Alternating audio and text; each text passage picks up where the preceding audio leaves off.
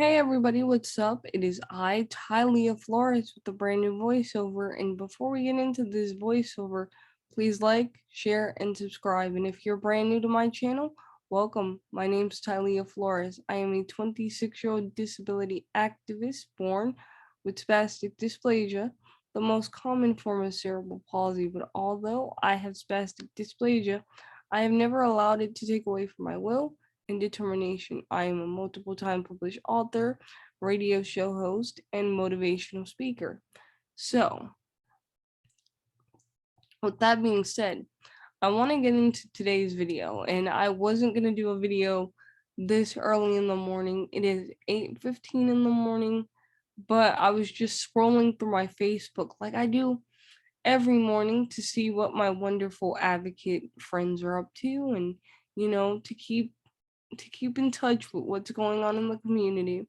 And I saw a post that my friend Erin Moon K shared from Claiming Disability that said you can't punish a child because of their disability.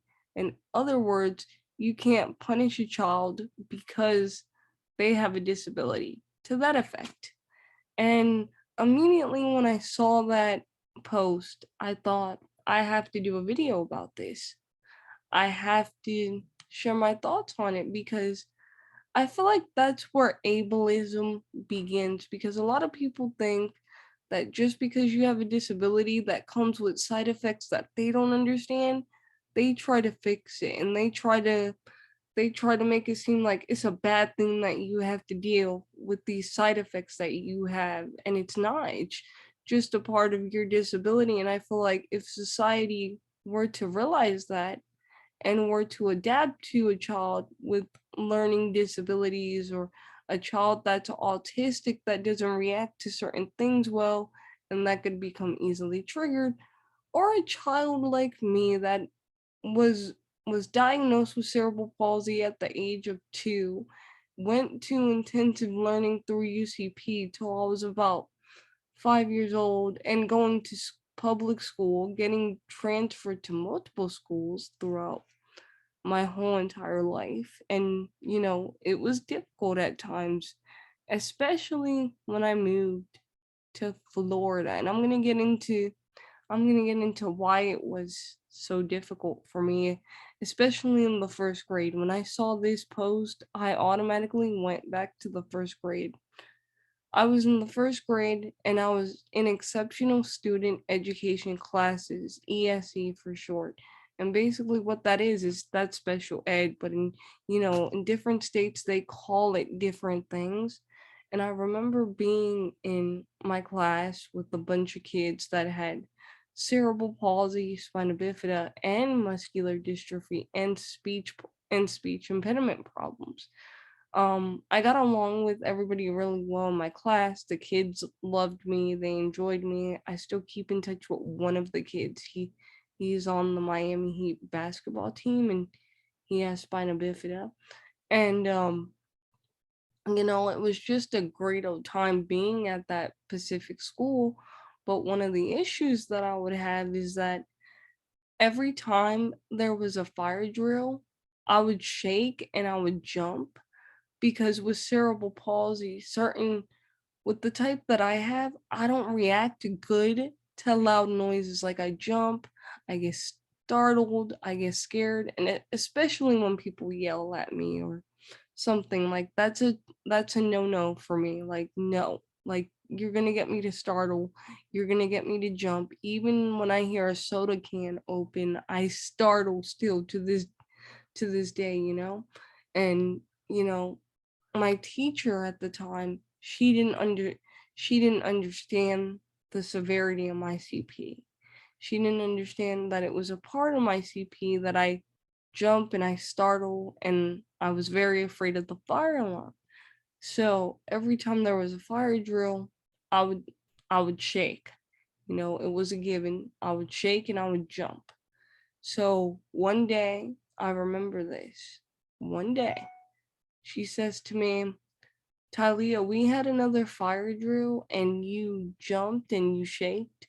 So, with that being said, you're not going to be able to play with blocks today or for the rest of the week, because we've told you many times not to do this again.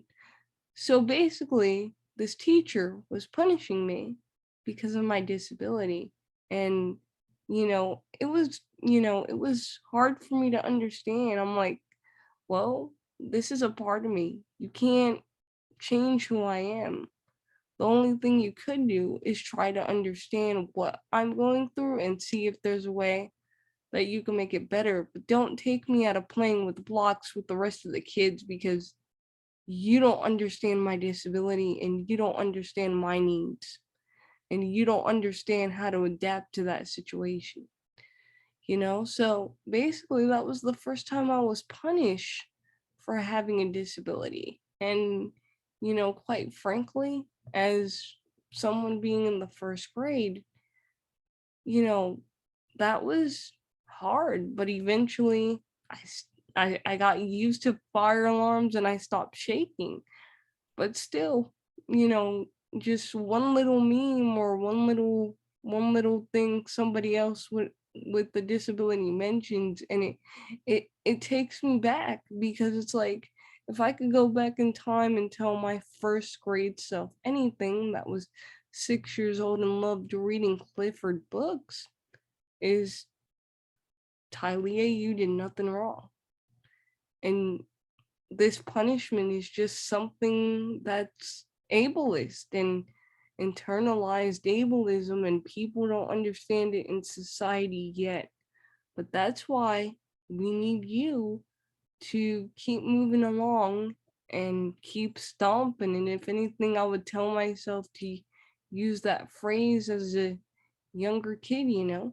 So with that being said, when it comes to giving children or anybody with a disability a consequence because of things they can't control, I feel like that's utterly ridiculous. Like, there needs to be other alternatives. And, a lot of the times there's parents, there's teachers that get frustrated.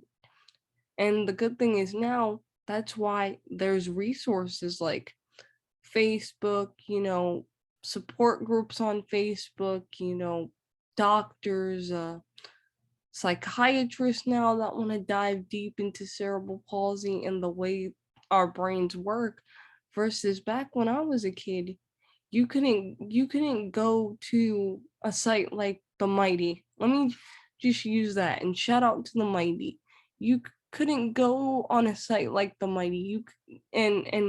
And talk to other people about what you're going through, and that's why I love the Mighty so much, because it gives you a safe place. It gives you a resource you could go to make you feel like you're not alone. And half the times when I'm having a bad day, I go on the Mighty, to remind myself that, okay, I'm not alone. But back in 2001, you didn't have people like Mike that were building out websites like this.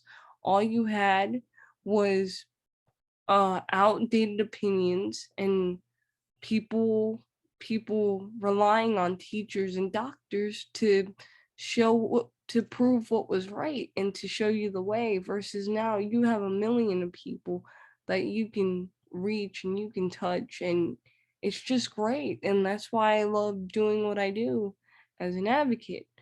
So with that being said, you guys, I hope you enjoy this video for sure, and like, share, and subscribe. Bye, y'all.